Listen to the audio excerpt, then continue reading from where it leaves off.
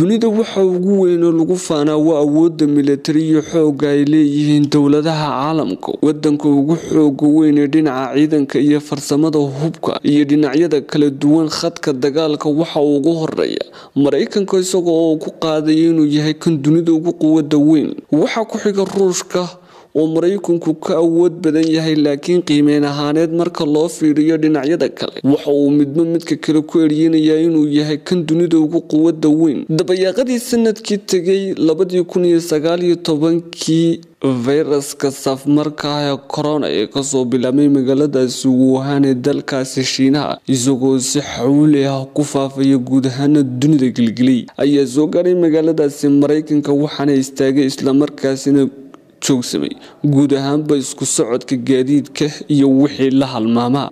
Mareykanka ayaa laga soo tabinayay in ku dhawaad 370 kiis, halka dhimashaduna ay gaadhay 11 milyan.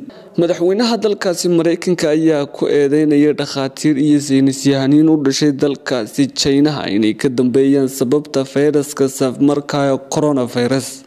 Waa Xamsada Baare, telefishinka caalamiga ee Star TV.